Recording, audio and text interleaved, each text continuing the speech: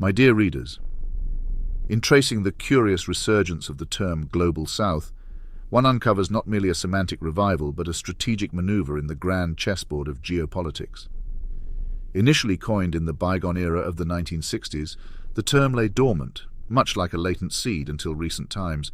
Its revival, however, is not a spontaneous resurgence born out of the academic or diplomatic realm's newfound affection. Rather, it serves as a cloak, draped over a coalition of convenience, orchestrated by none other than Russia, a nation whose imperial appetites and geopolitical machinations are well documented. The term Global South, ostensibly representing the collective interests of developing nations, has been exhumed from the annals of geopolitical terminology by Russia to serve a dual purpose. First, to construct a veneer of solidarity amongst nations that have at various times found themselves at odds with or sidelined by the hegemonic practices of the so-called Global North. Second, and more insidiously, to provide a shield of diplomatic cover for its allies of convenience. Nations such as India, with its complex dance of non-alignment and strategic autonomy, and several South American countries whose historical grievances with US policies have left them open to overtures from alternative powers, find themselves unwitting or willing participants in this narrative. This resurrection and the strategic deployment of the Global South terminology by Russia is nothing short of a masterclass in geopolitical branding. It offers a seemingly benign platform for cooperation, while masking the asymmetrical power dynamics and the self-serving interests of its progenitor.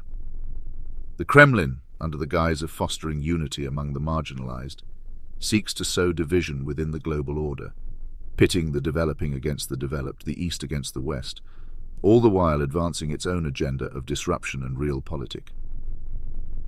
The manipulation of the Global South narrative by Russia exploits the legitimate aspirations and grievances of developing nations. It co-opts their quest for a more equitable international order, turning it into a weapon against the established powers. This strategic maneuvering is not aimed at uplifting the Global South but at destabilizing the current global equilibrium. To Russia's advantage, it seeks to create a multipolar world not through the genuine empowerment of the Global South, but through the weakening of the Global North, leveraging historical injustices and contemporary frustrations as a wedge. The cunning of this approach lies in its appeal to the sense of injustice that pervades much of the Global South, born of colonial legacies and neo-colonial practices. Yet, the irony should not escape us that Russia, with its own imperial past and present actions that bear the hallmarks of neo-colonial ambitions, positions itself as the champion of the oppressed. This is the geopolitical equivalent of the wolf guarding the henhouse, promising protection while eyeing the inhabitants with imperial hunger.